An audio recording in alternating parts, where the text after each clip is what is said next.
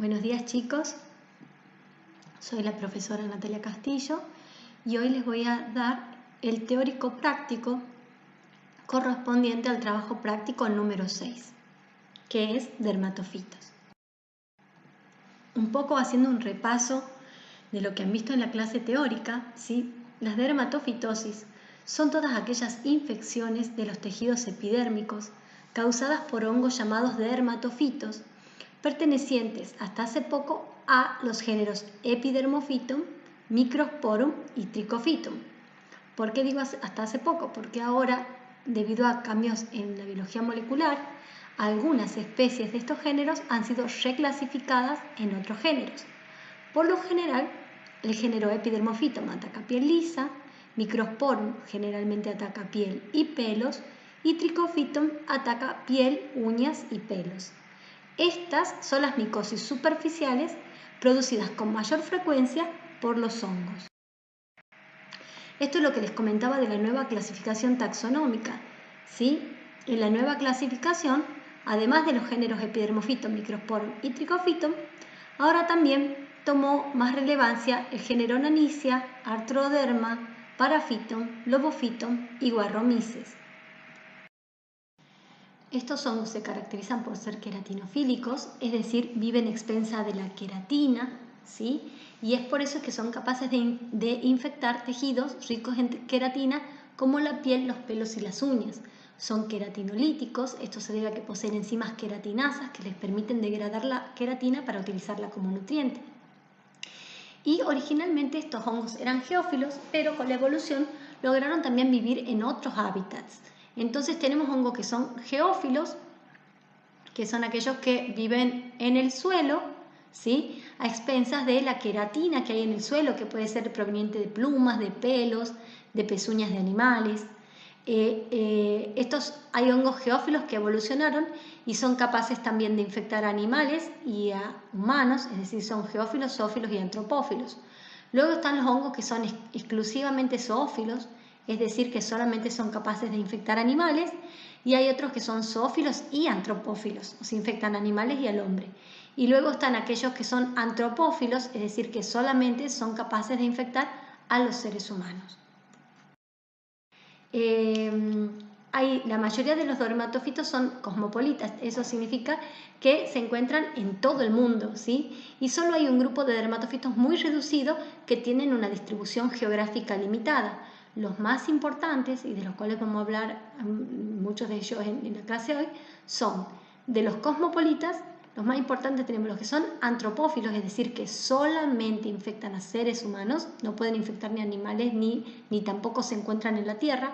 Los puramente antropófilos son Epidermophytum flocosum, Trichophytum rubrum complex, Trichophytum interdigitale, Violaceum y Tonsurans, ¿sí? Luego están los zoófilos, ¿sí? Que son capaces cuyo hábitat natural es los animales, pero que también son capaces, además de infectar a los animales, también son capaces de infectar al hombre. Entre ellos tenemos Microsporum canis, Nanissia nana, Trichophytum mentagrophytes y Trichophytum verrucosum. Y luego tenemos los geófilos, que son aquellos cuyo hábitat natural es el suelo, ¿sí? Pero que son capaces de infectar tanto a animales como a seres humanos. Y ellos son Nanissia gypsia y Nanissia nana. Y dentro de la distribución geográfica limitada tenemos Schoenleini, que ya lo vamos a ver que es el que causa el fagus, y Trichophytum concentricum, que es el que causa la tinea imbricato atucolao. ¿Por qué es importante conocer esto, el nicho ecológico, si es geófilo, zoófilo o antropófilo? Y bueno, es importante porque entonces uno puede encontrar dónde está el foco, la fuente de la infección. Supongamos que un ser humano se infecta con un dermatofito zoófilo, entonces no solamente va a haber que curar a la persona, sino que va a haber que buscar cuál ha sido el origen, que puede haber sido una vaca, una mascota, para que se trate de erradicar esa fuente de infección. ¿Sí? Lo mismo si fuera geófilo, bueno, significa que está en el suelo, por ahí en el jardín de la persona, etc. En los aislamientos clínicos, los dermatofitos siempre se los encuentra en la forma asexuada, es decir, como anamorfos, ¿sí? Y el elemento infectante pueden ser o los conidios que producen estos hongos o fragmentos de micelios del hongo, ¿sí? En el caso del ser humano, por ejemplo, y en el caso particularmente de los dermatofitos antropófilos, el contacto, entonces el contagio va a ser por contacto directo entre las personas o a través de los fomites. O sea, puede ser por compartir peines, por compartir toallones, por compartir ropa, calzado, o por ejemplo, si se bañan en una misma ducha, una ducha pública, pueden quedar escamas de piel de la persona en el piso de la ducha y cuando entre otra persona a bañarse y la pisa, se contagia así. Y bueno, los factores predisponentes para contagiarse, tenemos muchos factores. Los genéticos, ¿sí? Sobre todo, o secundario a otras enfermedades, tratamiento de glucocorticoides, y este es muy muy importante, el factor ambiental. Yo diría que es el más importante, ¿sí? Que sería la humedad, la maceración, la oclusión, el calor, la ropa ajustada, etc. Bueno, esto también a modo de repaso, las formas clínicas que ustedes ya han visto en clase tenían las formas superficiales, que son las más frecuentes de las dermatofitos, y luego hay las formas profundas, que son poco frecuentes. Dentro de las superficiales tenemos todas las tiñas del cuero cabelludo, de la cara, del cuerpo, inguinal, de la mano, de los pies y de las uñas, que también se llaman onicomicosis. Y dentro de las formas profundas, las más frecuentes pueden ser el querion de Celso, el Fagus, la tiña de la barba. Y estas otras son muy muy poco frecuentes. Para repasar cómo eran las lesiones, muy a grandes rasgos. ¿Por qué? Porque es importante que veamos lo básico de cada lesión para que sepan cómo van a tomar la muestra. Si ustedes recuerdan, teníamos la tiña tonsurante, dentro de las tiñas capitis, teníamos las tiñas tonsurantes microspóricas y las tricofíticas. Las microspóricas eran placas alopécicas de bordes bien definidos, ¿sí? Donde los pelitos estaban cortados a 2 a 3 milímetros del cuero cabelludo, todos parejitos, ¿sí? Y por lo general daba una placa grande en el caso de la tiña microspórica, y a veces podía haber algunas placas más pequeñitas. El agente causal más frecuente de las tiñas tonsurantes microspóricas es el Microsporum canis, y este tipo de lesión es más frecuente en los niños y muy muy muy poco frecuente en los adultos, ¿sí? Entonces, bueno, esto es importante que se acuerden para que después veamos cómo van a tomar la muestra. La muestra, ¿qué va a ser? Van a ser los pelitos estos que están acá cortados en la lesión, dentro de la lesión, los pelitos enfermos que están parasitados, y también va a ser muestra las escamas de piel del borde, de la periferia de la lesión, porque recuerden que estas lesiones tienden a la curación central y el hongo sí se encuentra en crecimiento activo en la periferia. En el caso de la tiña tricofítica, en cambio, eran placas alopécicas que no eran bien definidas, no tenían bordes bien definidos, y dentro de la placa podíamos tener una mezcla de pelos sanos con pelos enfermos. El agente causal más frecuente son Trichophyton tonsurans, es el más frecuente, y en menor frecuencia el Violaceum. Y en este caso las muestras de nuevo van a ser los pelitos, hay que buscar los pelitos que estén cortados por el hongo, los parasitados, que se los puede buscar con un dermatoscopio, y también las escamas de piel de la periferia. En el caso del querion de Celso, que era una tiña capitis inflamatoria, ¿sí? En este caso lo que hay que recolectar pueden ser las escamas, pueden ser los pelos parasitados y también el pus, porque recuerden que esta lesión se llamaba como espumadera de pus, que si uno la presionaba salía pus por múltiples poros de la lesión. Son lesiones muy inflamatorias, ¿sí? Y los agentes causales más frecuentes de estas lesiones son Trichophyton mentagrophithis, Nanicea gypsia, y en menor proporción Microsporum canis y Trichophyton verrucosum. Yo de acá les quiero remarcar algo para que se acuerden los agentes causales. Recuerden, cuanto más cercano al hombre es el hongo, da lesiones más crónicas y poco o nada inflamatorias. Es decir, todos los hongos antropófilos, por ejemplo Trichophyton tonsurans, Trichophyton rubrum, que son antropófilos, siempre dan lesiones poco inflamatorias y crónicas. Rubrum es el hongo más frecuente y es muy difícil de eliminar porque está muy adaptado a vivir en el ser humano. En cambio, si ustedes recuerdan, Mentagrophytes era zoófilo y Nanicea gypsia era geófilo. Entonces, como estos no están tan adaptados a vivir en el ser humano, siempre que los encontramos produciendo infección en el ser humano, suelen dar cuadros inflamatorios, ¿sí? Como sería en este caso el querion de Celso. En el caso de la tiña fábica, esta era producida principalmente por Joan Laney, por Trichophyton Joan Laney, pero también se ha visto que hay casos de lesiones idénticas a la tiña fábica producidos por Nanicea aegyptia y por Trichophyton violaceum y otros hongos, ¿sí? En este caso, que era el que se formaban las escútulas o godet, si se acuerdan de la clase teórica, bueno, la muestra se toma principalmente, son las escamas de piel y los pelos. En el caso de la tiña corporis y la tiña facei, siempre las lesiones son muy similares. Son lesiones eritematosas, descamativas, que tienden a la curación central y el hongo está activo en la periferia. El borde suele ser sobrelevado, como se ve acá o acá, es un borde bien definido, sobrelevado, ¿sí? Y hay distintos tipos, se pueden encontrar vesículas, pústulas, puede haber foliculitis también. ¿Qué es importante? Eso es para todas las lesiones de tiña corporis, también la epidermofitosis del pañal, que es producida por Epidermophytum flocosum, es un tipo de tiña corporis, y estas son tiñas facei, con las mismas características que la tiña corporis, ¿sí? En estos casos, de nuevo, las lesiones tienden, como vemos acá, a la curación central, acá es muy notorio, acá no se nota tanto, pero acá también. La zona central tiende a la curación y el hongo está activo en la periferia. Entonces, en todas estas tiñas, la muestra siempre se toma del borde activo de la lesión. Acá también se tomaría del borde activo y acá también, ¿sí? Y los agentes causales más frecuentes en las tiñas corporis son, dentro de las microspóricas, el Microsporum canis, y dentro de las tricofíticas, el Trichophytum rubrum, que habíamos dicho que era el hongo más frecuente en el ser humano, y el interdigitale, que también es una variedad antropófila. En el caso de la tiña cruris, la tiña barbae y el toquelau, lo mismo. Las lesiones son muy parecidas a las de tiña corporis, eritematosas, con bordes netos, rojizos, sobrelevados, puede haber pápulas, vesículas, pústulas sobre la lesión. De nuevo, la muestra se toma de la periferia y acá de nuevo, estas lesiones, como ustedes ven, pueden ser moderadamente inflamatorias o nada inflamatorias, suelen ser lesiones crónicas.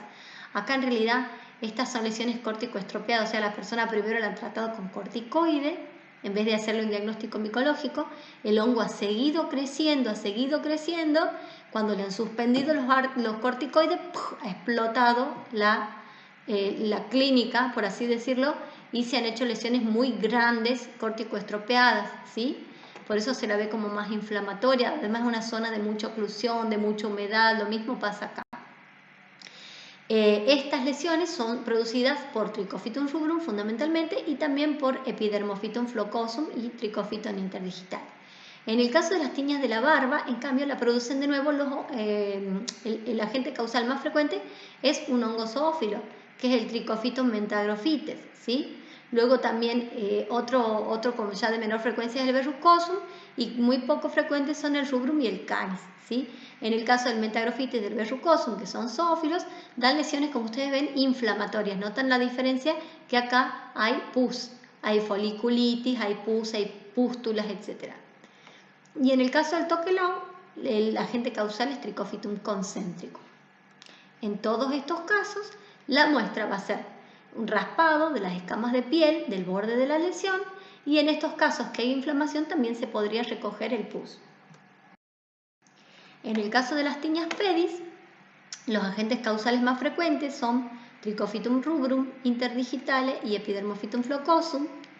En estos casos, bueno, hay distintas variantes de la tiña pedis. Lo más común es el pie de atleta, que es la infección en la zona interdigital, en los pequeños pliegues, que generalmente se da en el último espacio, entre el cuarto y el quinto dedos, que eran estas lesiones de piel macerada, blanquecina. ¿Qué es macerada? Esa piel como pastosa blanca, que cuando uno raspa en el fondo queda un fondo bien rojizo y brillante, o sea, la piel está como muy lastimada y son lesiones dolorosas. Tomar esta muestra al paciente le genera mucho dolor. Bueno, esta es la lesión más común en el pie, la de interdigital. Pero también se pueden observar otras lesiones en el pie, por ejemplo en la zona del pliegue interdigitoplantar, en la planta del pie, en los bordes, en el dorso, ¿sí? Esta es una tiña en mocasín y es muy crónica. Si ustedes se fijan, cuando la lesión es aguda, lo que predominan son las vesículas. Se ven vesículas, ven como esta o esta. Se ven vesículas que se rompen, se secan y después empieza a haber mucha descamación, como se ve acá. hay piel descamándose, ¿sí? En cambio, en una lesión crónica, ya lo que se ve es la hiperkeratosis, ese tejido de esa piel que se pone gruesa y amarillenta, eso ya es una lesión crónica. En todos estos casos, la muestra es las escamas de piel.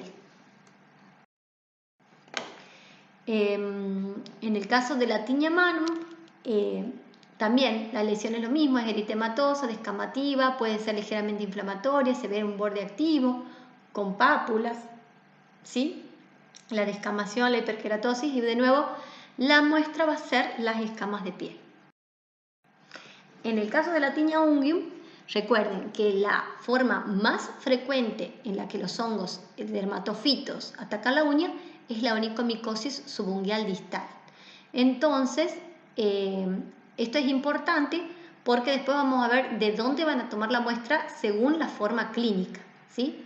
Además de la subungual distal, podemos tener subungual distal con paquioniquia, que significa el engrosamiento de la uña se hace gruesa y bien amarilla. Podemos tener también onicomicosis subungual proximal, que es común, por ejemplo, en el HIV, que se ve acá, al lado de la lúnula, se ve que se ha puesto como más blanquecina porque acá es donde ocurrió la infección por el dermatofito. Y esta es una onicomicosis distrófica total que ocupa toda la uña y la empieza como a romper, la desarma.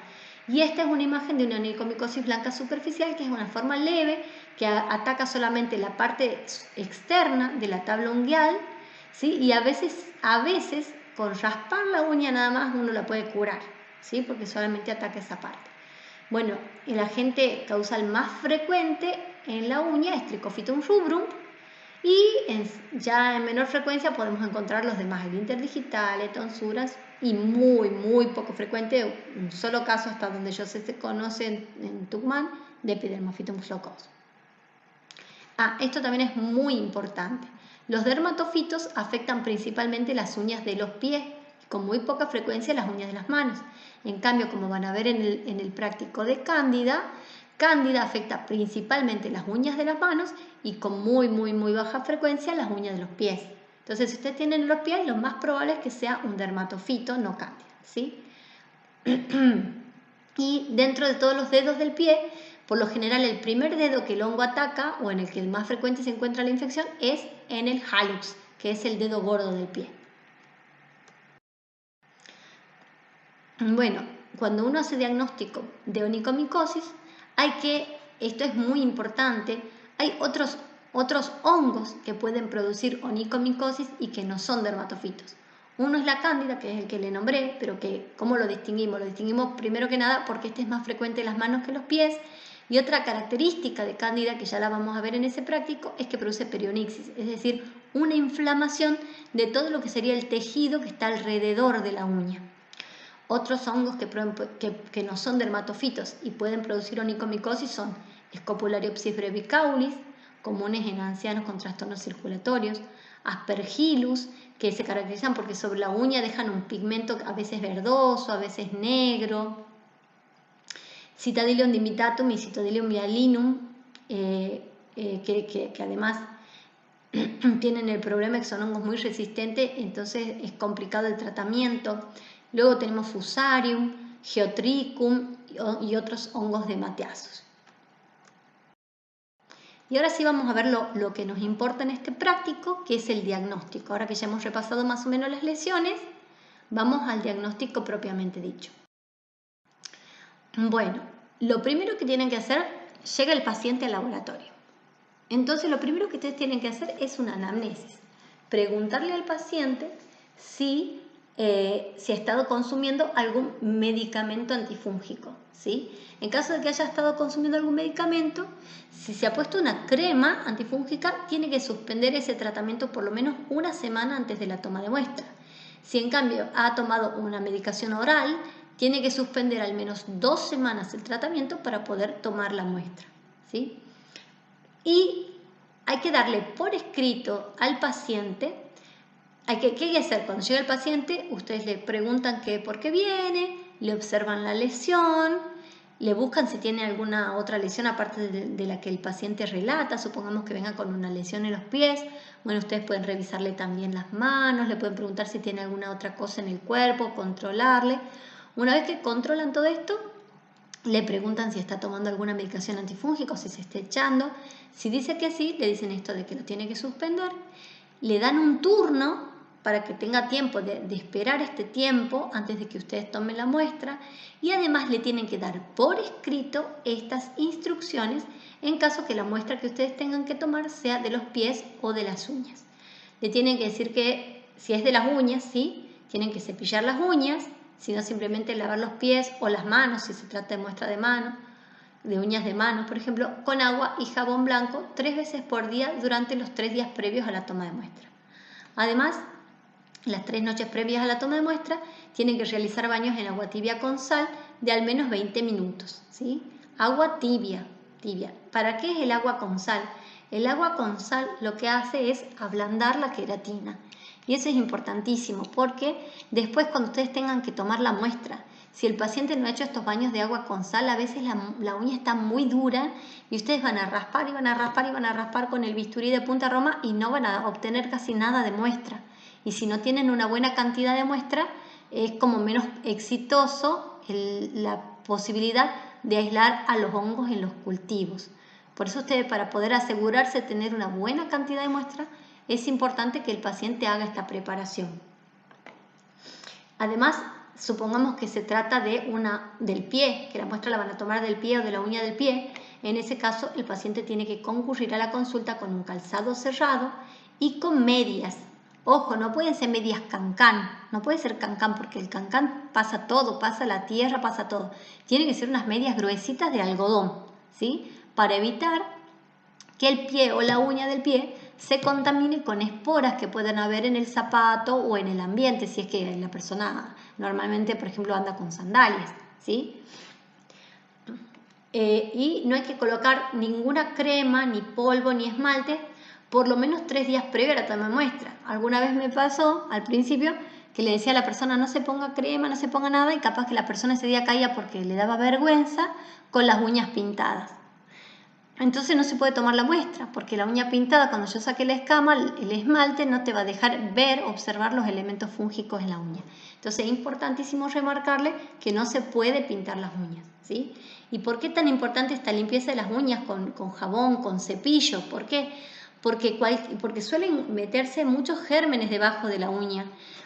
Y esos gérmenes, si hay muchos gérmenes o hay otros hongos ambientales, eso va a crecer rápidamente en el cultivo y el dermatofito que tarda en crecer no va a crecer por esta competencia con los otros microorganismos que estaban abajo de la uña. Entonces vamos a tener poco éxito en el aislamiento del hongo.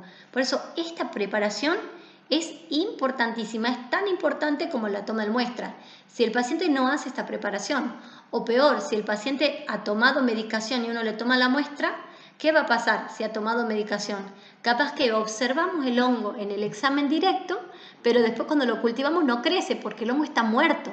Lo vemos en la uña, pero no me va a crecer en el cultivo porque está muerto, porque la persona estaba haciendo un tratamiento antifúngico. Entonces esto es fundamental para asegurar el éxito del aislamiento del hongo. La falta de esta preparación, como les decía, trae dificultades para la recolección de la muestra si no hace los baños de agua con sal, dificultades para la observación microscópica, si es que la persona se ha echado crema se van a ver gotitas de grasa, pueden crecer esporos, se pueden observar esporos de hongos ambientales que después van a desarrollar en el cultivo más rápido que el dermatofito, se puede ver el talco. Entonces todas estas cosas no van a permitir observar al hongo en el examen directo.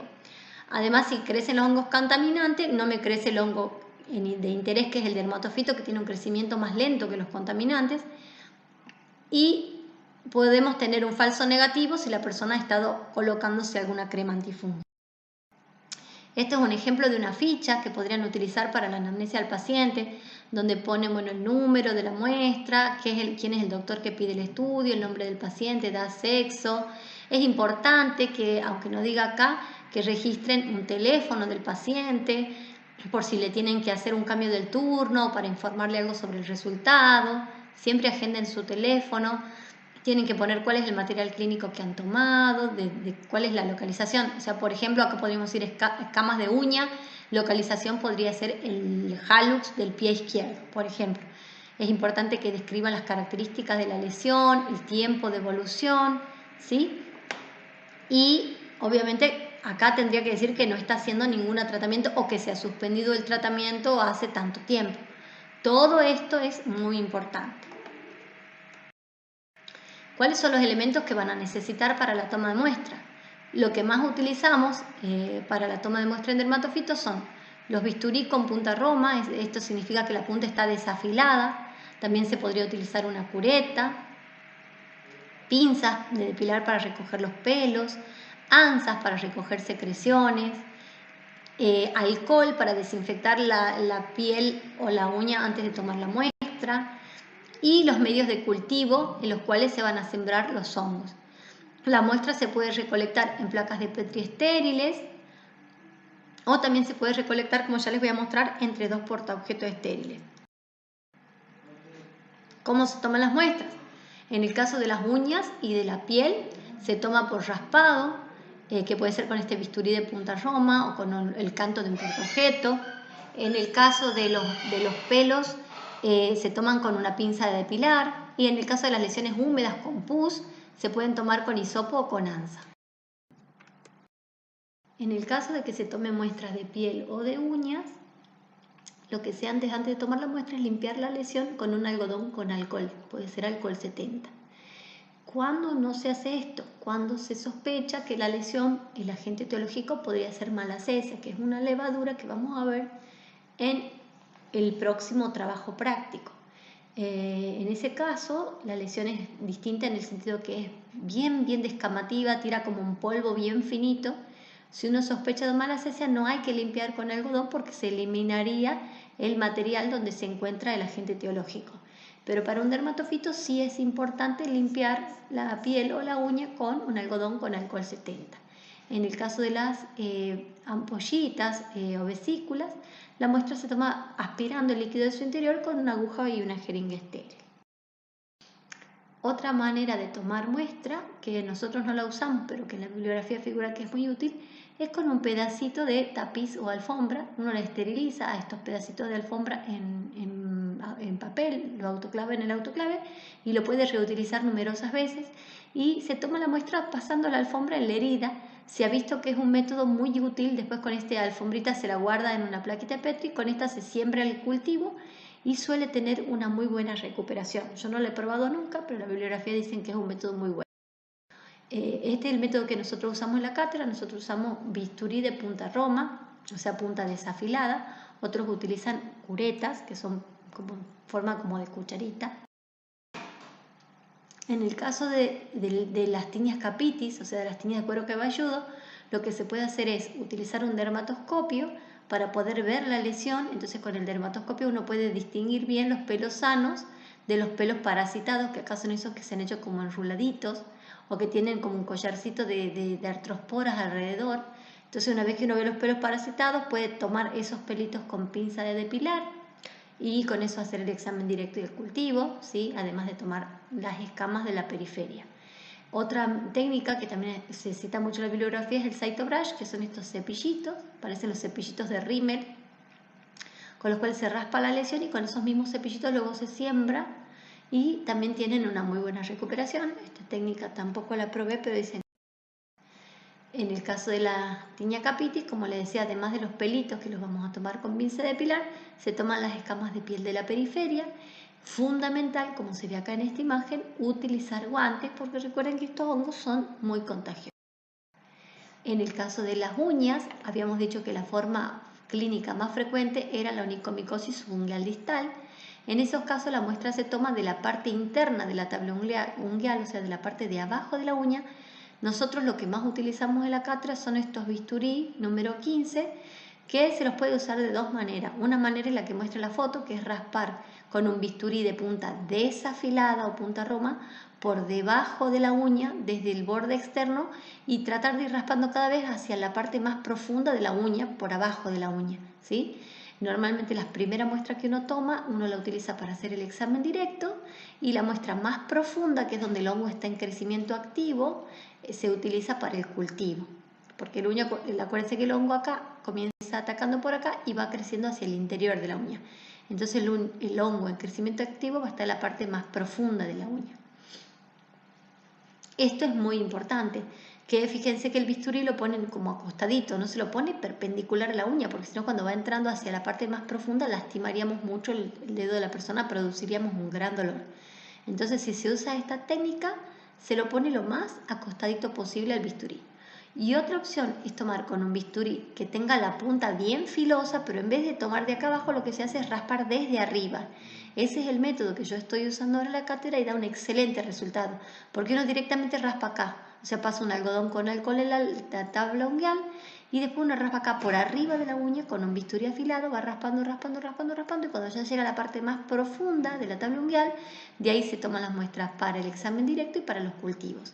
Este tiene la ventaja de que uno seguro toma la muestra de una zona donde el hongo está en crecimiento activo.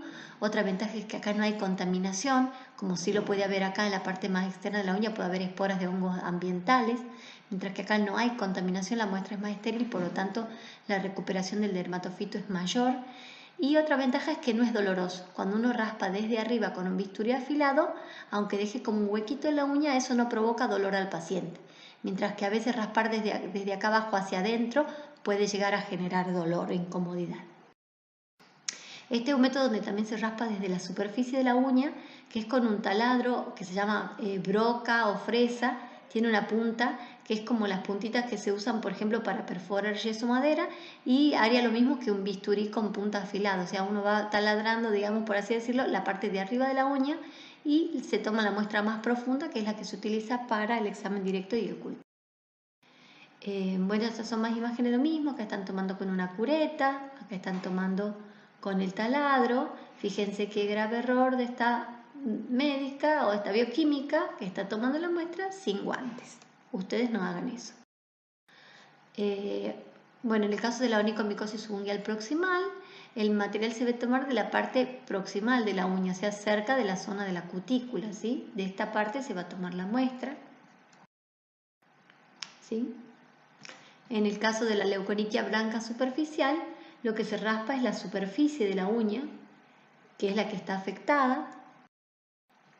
Y en el caso de la onicomicosis distrófica total, de nuevo hay que tratar de tomar muestra de la parte profunda, ¿sí? No sirve la parte de arriba, hay que tratar de tomar muestra de la tabla unguial, pero de la parte más profunda, más cercana al lecho unguial.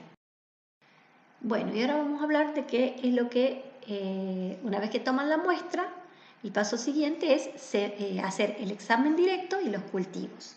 Y algo que quiero que les quede bien claro y que nunca se lo olviden es que lo que ustedes van a ver en el examen directo no es lo mismo que lo que se ve en el cultivo. ¿Qué es lo que van a ver en el examen directo?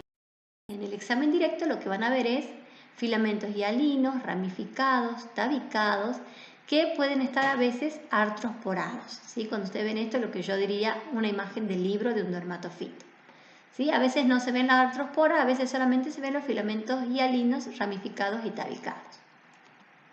Eso es lo que se ve a partir de las escamas de piel y de uñas, ¿sí? Para hacer el examen directo, ¿cómo se puede ver?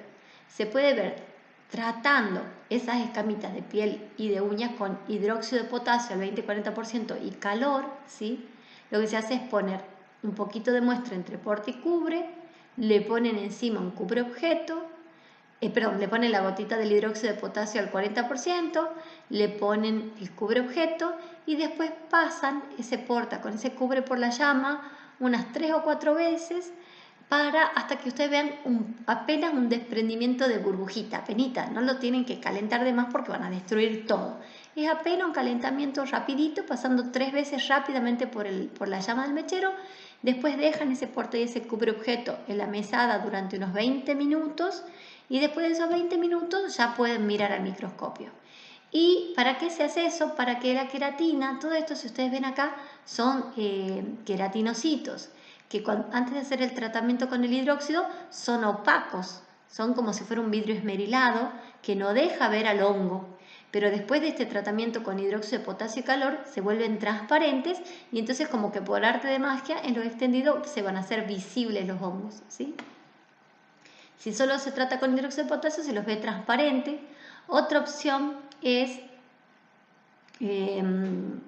además del hidróxido de potasio, colocar dimetilsulfóxido y en ese caso no hace falta calentar, el dimetilsulfóxido ya produce ese aclaramiento de la queratina y permite ver el hongo.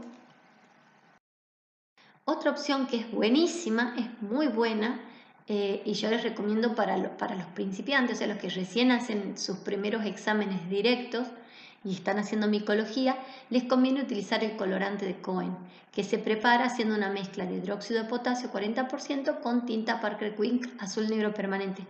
¿Por qué es tan importante? Porque el hidróxido va a aclarar la queratina, hace que se vea transparente. Y la IFA toma el colorante Parker. Entonces todo lo que sea hongo se tiñe de un color azul intenso, con lo cual es muy fácil encontrar el hongo en el preparado. ¿Qué va a pasar en los pelos? ¿Qué es lo que vamos a ver? Estas son imágenes de dos pelitos parasitados. Como ven acá, se ve una parasitación en el interior del pelo, lo cual se llama parasitación endotrix, mientras que acá se ve una parasitación en la parte de afuera del pelo que se llama parasitación ectotrix, o también algunos lo llaman ectoendotrix, ¿sí? Esto, la observación al examen directo del pelo es muy útil. Por un lado, porque permite ya saber, con solo mirar el pelo, que la etiología de la infección es fúngica, ¿sí? Si uno ve esporas en el interior o afuera, ya sabe que el parasitismo es por un hongo, ¿sí?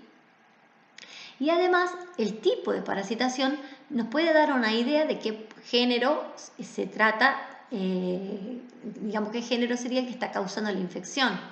Por lo general, cuando la parasitación es endotrix, suelen ser tiñas tricofíticas, mientras que las parasitaciones ectotrix, ya vamos a ver, suelen ser microspóricas. En el caso de las tiñas microspóricas, la parasitación suele ser ectotrix y en mosaico, ¿sí? Paradito se vería así. Acá se ve por fuera del pelo, acá también. ¿Cómo uno sabe que es ectotrix? Uno tiene que mover el tornillo micrométrico hasta que logre ver bien el bordecito, digamos los límites del pelo, y entonces si lo ve a las esporas por fuera del pelo, sabe que es ectotrix, ¿sí? ¿Qué es importantísimo acá? ¿Cómo se prepara el pelo para observar al microscopio? Eso no les he dicho. Se hace igual que con las escamas.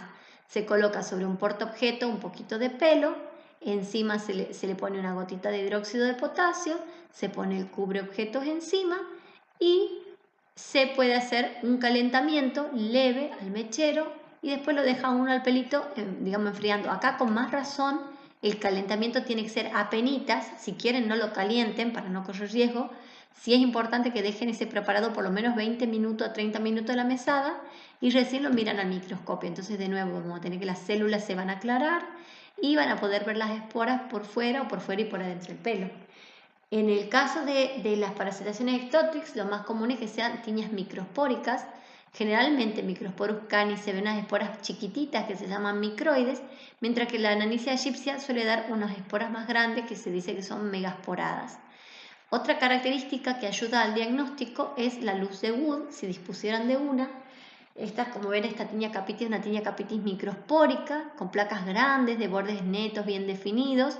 Si uno ilumina esta tiña con la luz de Wood, va a ver una fluorescencia verde. Microsporum canis tiene fluorescencia verde, mientras que, por ejemplo, Ananicia egipcia no presenta fluorescencia. En el caso de la tiña tricofítica, lo más frecuente es que sea endotrix y que sea en cadenita, o en el caso de tonsuras, a veces tan intensa la parasitación adentro del pelo que se habla de que hay una parasitación en empalizada, ¿sí? En el caso de Violaceum suele ser endotrix y en cadena. Estos serían pelos de tonsura, donde se ve todo el interior lleno, absolutamente lleno de esporas. Acá también y acá también. En el caso de las tiñas por Mentagrofites y por Verrucosum, estas suelen dar una parasitación ectotrix, pero en cadenita. Esto sería Mentagrofites y Verrucosum, que son dos hongos, si se recuerdan, zoófilos. En el caso del pelo fábico, lo que se observa son hifas en el interior del pelo, ¿sí? Y estas hifas hacen como túneles adentro del pelo, no se observan aquí esporos, y si uno presionara el pelo entre dos portaobjetos con el porte del cubre, el pelo se suele partir por la mitad como si fuera una hoja de una caña hueca. Esta es una imagen de un pelo fábico, que es de un libro, porque nunca he tenido la posibilidad de ver un pelo fábico en el laboratorio. Ya les comenté que esta es una micosis poco frecuente en la Argentina. Y ahora vamos a ver cómo se hace el cultivo.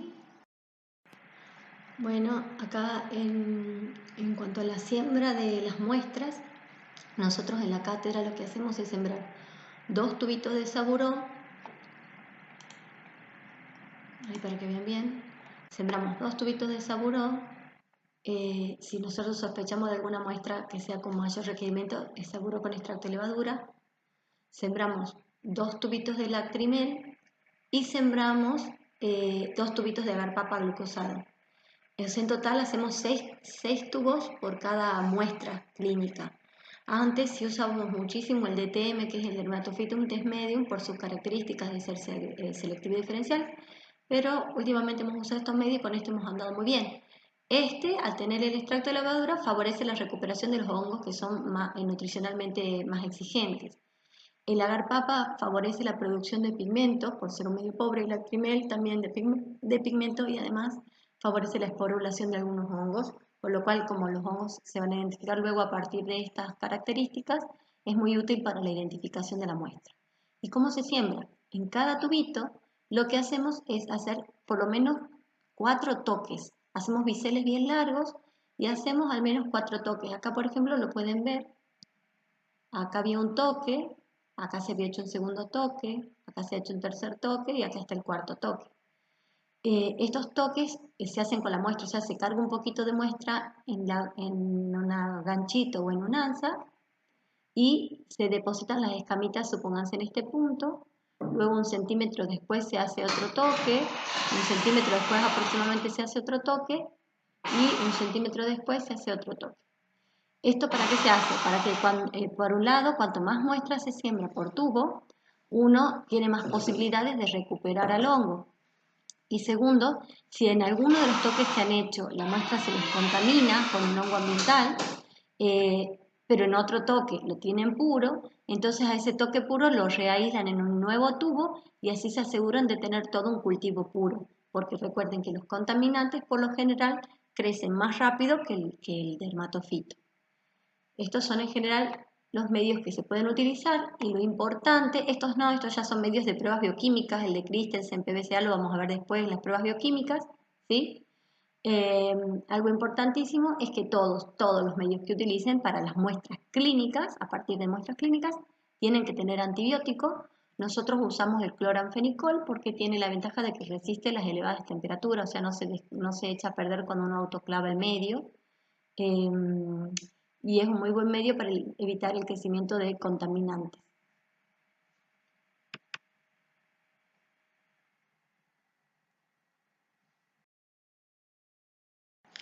Bueno, una vez que se siembran los tubos, estos se incuban a 28 grados en general, pero si se sospecha de Trichophytum verrucosum, que es un hongo zoófilo, que es el que estaba en las vaquitas, o se sospecha de cándida, se siembran a 37 grados centígrados. Y los cultivos se controlan diariamente, pero los dermatofitos tardan en crecer y desarrollar completamente las estructuras con las cuales lo identificamos aproximadamente 15 días, ¿sí? Tonsuras es el único que hay que mirarlo antes de los 15 días porque si no después se llena de clamidoconidios. Es importante controlarlo diariamente a los cultivos. ¿Por qué? Porque, como les dije muchas veces, las escamitas pueden estar contaminadas con hongos ambientales que no son dermatofitos o con levaduras, y todos estos hongos y levaduras crecen mucho más rápido. Las levaduras entre 3-4 días ya desarrollan, un Aspergillum, Citadilium desarrollan antes de los 7 días. Entonces, si tenemos contaminación es importantísimo reaislar el hongo de interés o el hongo sospechoso, porque si no el hongo contaminante tapa todo el cultivo y no se puede recuperar el dermatofito.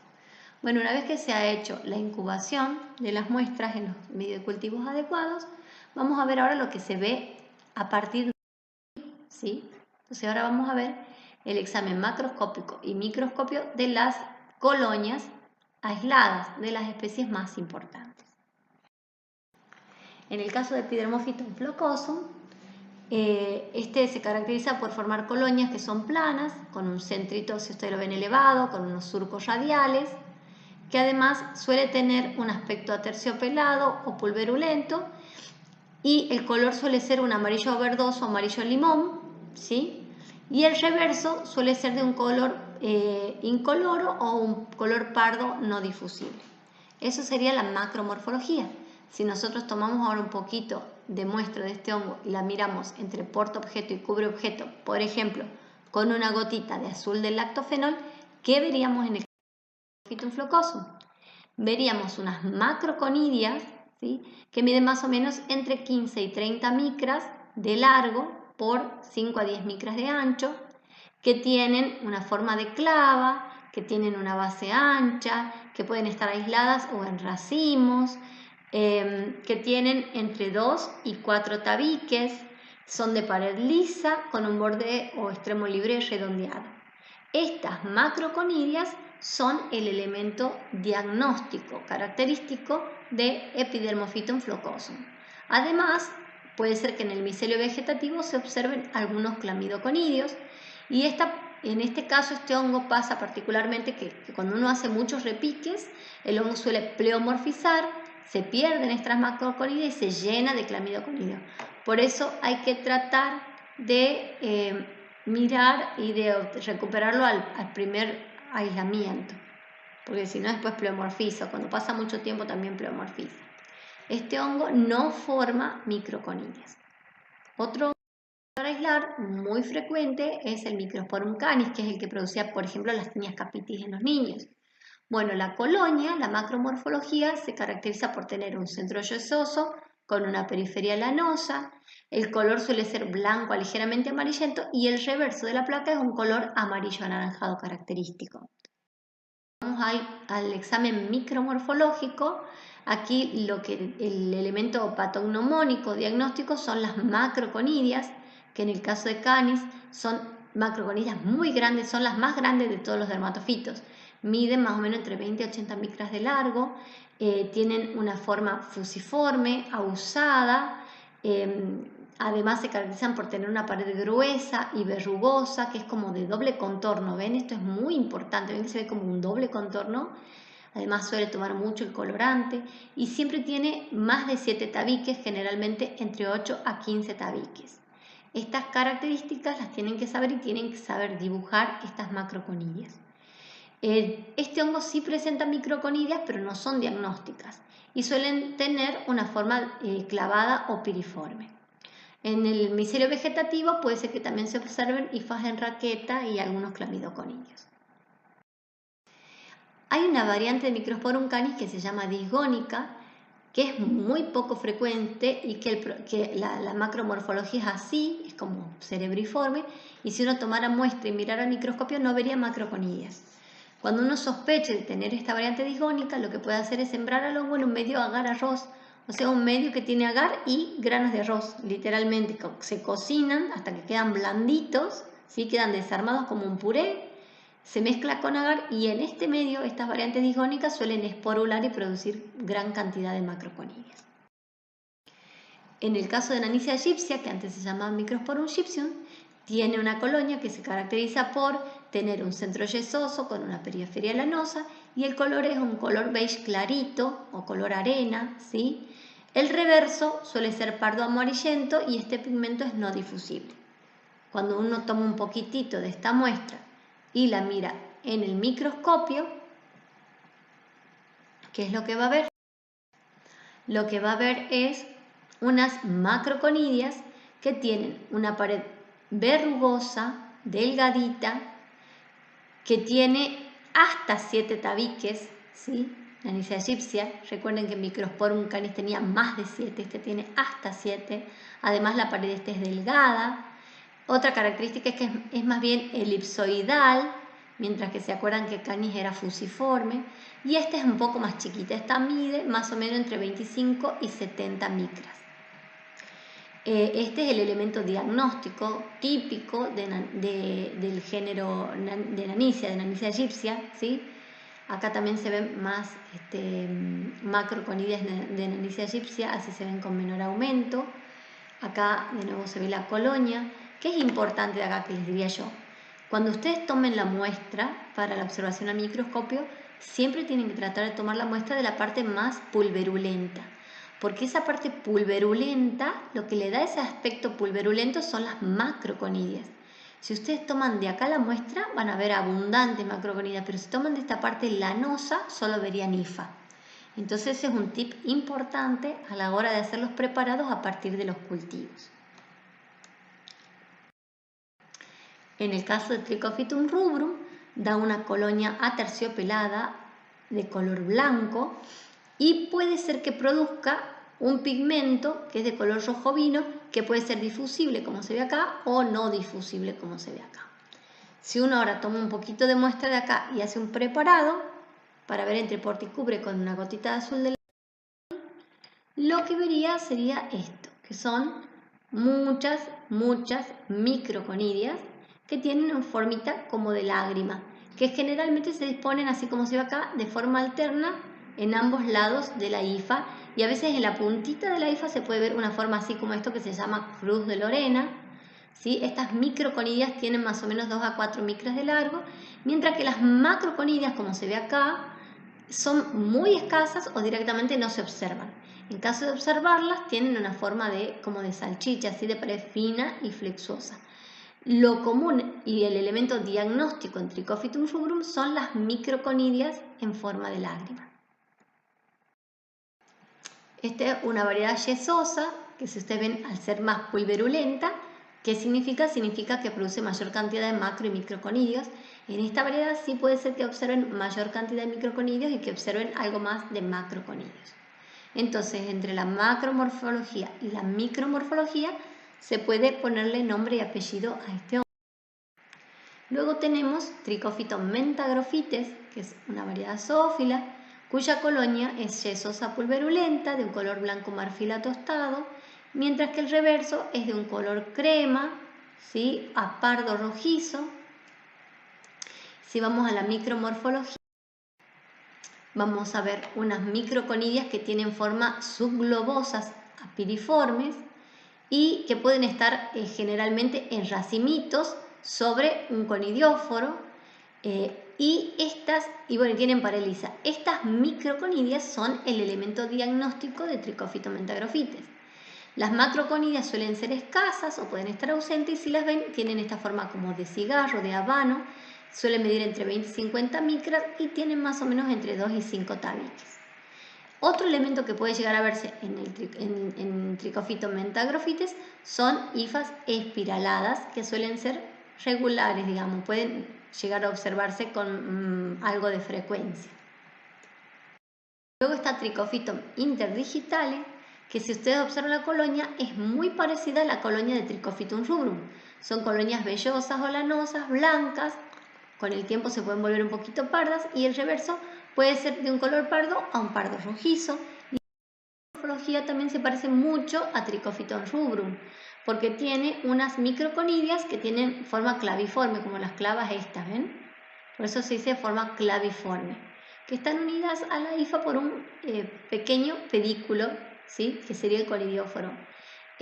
Por lo general, Trichophyton interdigitale puede tener escasas microconidias, y las macroconidias también son escasas o están ausentes. Si estuvieran presentes, tienen esta forma de nuevo como de habano, como se ve aquí. Otro elemento que puede llegar a observarse son hifas en espirales, pero se observan menos hifas espirales que en el caso de Trichophyton mentagrophytes, y también puede llegar a observarse clamidoconidios.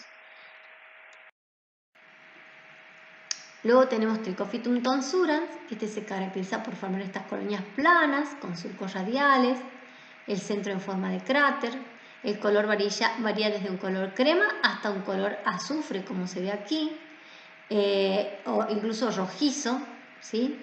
El reverso puede ser pardo a pardo rojizo, y en tonsuras es muy importante que se vea la micromorfología antes de los 15 días.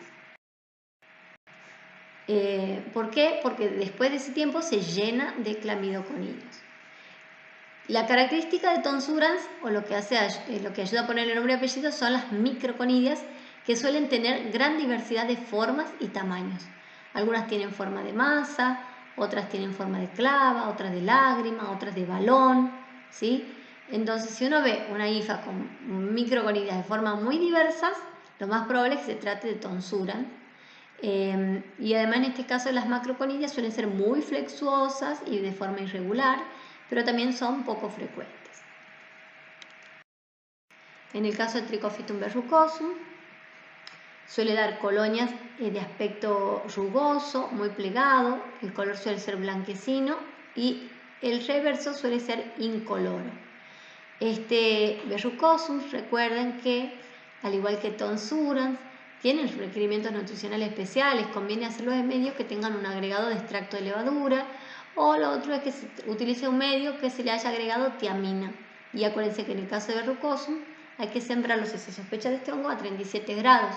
Verrucosum podía estar presente en las lesiones, es muy frecuente la tinea barbae, era uno de los agentes más frecuentes la tinea barbae. Bueno, en este caso lo que se observa sobre todo son muchas abundantes microconidias, ovoides apiriformes, y puede llegar a observarse algo de macroconidias que tienen esta forma como de cola de rata, y además en el micelio vegetativo es frecuente encontrar clamidoconidios en cascabel. Esta es otra más muestras de Trichophytum verrucosum, donde se puede ver los clamidoconidios en cascabel, ¿sí?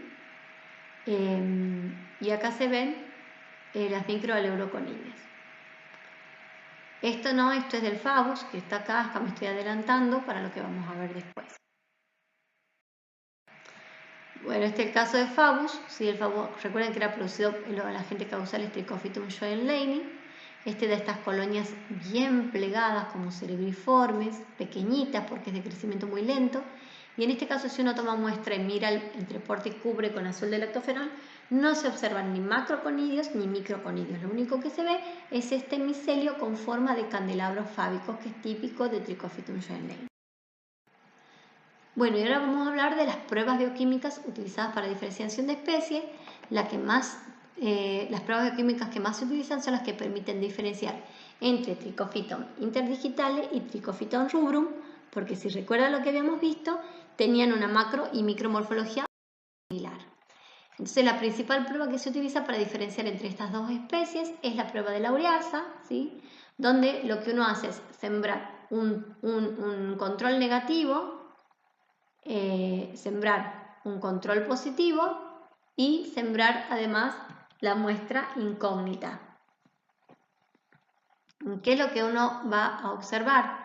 Va a observar que si la cepa incógnita fuera positiva, va a producir un viraje del medio del color amarillo a un color fucsia o rojizo, ¿sí? Porque justamente en el caso de Trichophytum interdigitale, que es positivo, lo que hace es degradar la urea, ¿sí? Y produce amonio. Ese amonio alcaliniza el medio y produce el viraje del indicador de amarillo a un fucsia. Trichophytum digitale es ureasa positivo, mientras que Trichophytum rubrum es ureasa negativo. Acá pongo esto porque ahora se sabe que Trichophytum es un complejo, Trichophytum rubrum complex. Una de las especies dentro de ese complejo, que es la Raudiczeski, esa es ureasa positivo, por eso pongo que en general es negativo, excepto Raudiczeski. ¿Qué es lo que uno hace? Uno siembra los tubos, siembra, como le dijimos, un control positivo, un control negativo y la muestra incógnita, y incuba hasta 7 días. A 28 grados centígrados se observa un viraje del indicador, ya va a saber que se trata de interdigitale. Si no vira, lo más probable es que sea un rubro. Otra prueba que se suele utilizar, esta prueba también es para diferenciar entre especies, es la de órganos perforadores. Para ello se ponen una placa de Petri estéril entre 20 a 30 segmentos de pelos de niño, que son de pocos centímetros, de unos 2 centímetros, se autoclavan, tiene que estar estéril. Una vez que se va a realizar el ensayo, sobre estos pelos se colocan unas gotitas de extracto de levadura al 10%, un poquito de solución fisiológica o agua destilada estéril y unas gotitas de antibiótico. Nosotros solemos utilizar penicilina más streptomicina. Luego se siembra estos pelos con el hongo aislado, o sea, con la colonia pura. Uno toma muestras de micelio y con eso siembra los pelitos. Luego esta placa se cierra, se incuba así en esterilidad en la oscuridad a 28 grados y se examina semanalmente hasta las 4 semanas. Si uno ve, si puede pasar que sobre estos pelos se formen estas cuñas, que sería el hongo invade el pelo hacia el interior. Bueno, y estas cuñas se llaman órganos perforadores, que en el caso de Trichophyton interdigitale es positivo, o sea, sí forma estos órganos perforadores, mientras que Trichophyton rubrum no lo forma, sería negativo. Otra prueba muy utilizada es la prueba de púrpura de bromocresol casein-agar, ya que el Trichophyton rubrum no logra crecer en este medio, el medio sin inocular, el inoculado, ven que apenas hay un poco de desarrollo de micelio, casi nada, no logra crecer Trichophyton rubrum en este medio, mientras que Mentagrophytus crece abundantemente y además hace virar el color del indicador de este celeste a un color púrpura. Esto sería, miren, para que ustedes vean cómo se ve el rubrum en un medio saburó-destrozagar, en un saburó, tanto el rubrum como el interdigitale tienen, acá sería Trichophyton interdigitale, también puede ser el Mentagrophytes, en realidad lo que pasa es que eso no les aclaré, capaz que si le haya dicho la profe igual de la clase. Antes se llamaba Trichophyton mentagrophytes variedad Mentagrophytes y Trichophyton mentagrophytes variedad interdigitale. Ahora en cambio se los denomina Trichophyton mentagrophytes a la variedad zoófila y Trichophyton interdigitale a la variedad antropófila. Acá está puesto el nombre viejo, ¿sí? Acá lo ideal sería que hubiera dicho Trichophyton interdigitale porque ese es el que más se parece a Trichophyton rubrum. Miren en un saburó el interdigitale y en un saburó el rubrum. Son colonias prácticamente idénticas. Nada más que el rubrum en la prueba de la ureasa da negativo, mientras que el interdigitale, la prueba de la ureasa da positivo, y además el interdigitale crece en púrpura de bromocresol casein-agar haciendo virar el color del medio, mientras que el rubrum no lo hace. Luego, otra prueba bioquímica que se puede hacer son los requerimientos nutricionales específicos, que habíamos dicho que la mayoría de los hongos de la especie Trichophyton tienen algún requerimiento particular. Por ejemplo, Verrucosum, para poder crecer, necesita que el medio esté adicionado de tiamina e inositol. Tonsurans, por ejemplo, necesita de tiamina. Entonces, si uno, por ejemplo, acá tiene un agar base, ¿sí? Que es el número 1, como dice acá, que es el agar base de caseína y que no tiene nada, ninguna vitamina. Si uno siembra el hongo en el tubo número 1 y lo siembra además en el medio número 4, como se ve acá, el 4 es el que contiene tiamina, ¿sí? Si el hongo crece en el medio 4 y no crece en el 1, entonces se trata de, por ejemplo, un Trichophyton tonsurans. Podría ser porque tonsurans solamente tiene requerimiento de tiamina. Esto es a modo de ejemplo.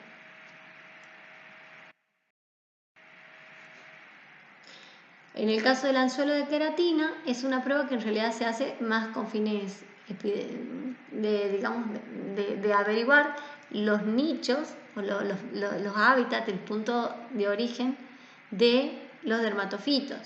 Esto es para, por ejemplo, encontrar si hay dermatofitos en el suelo de algún lugar.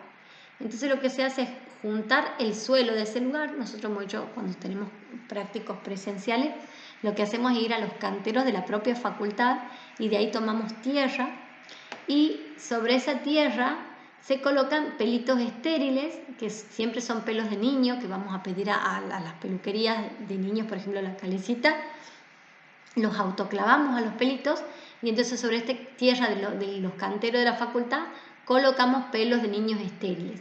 Luego agregamos un poquito de solución fisiológica para que esté húmedo con antibiótico para que no se contaminen con bacterias y incubamos estas plaquitas a temperatura ambiente 3 semanas y vemos si desarrollan hongo. En caso de que se desarrollen hongos, tomamos un poquitito de ese hongo y lo miramos entre porte y cubre para ver si vemos gimnotecios. En el caso de la Ananicia egipcia, que era un hongo geófilo, se suelen ver los gimnotecios, que si se acuerdan del práctico de sexual eran parecidos a los cleistotecios, nada más que tenían el borde bien ornamentado con estas hifas en forma de palanqueta, ¿se acuerdan? Bueno, así se ven en la lupa los gimnotecios en la tierra, y si uno toma una de esas bolitas y la mira al microscopio, con poquito aumento lo ve así, y con mucho aumento uno puede ver el borde, ¿sí? Que es lo que estamos viendo acá, el borde del gimnotecio, que es característico. Y bueno, eso es todo, les agradezco y espero que les haya gustado el trabajo práctico.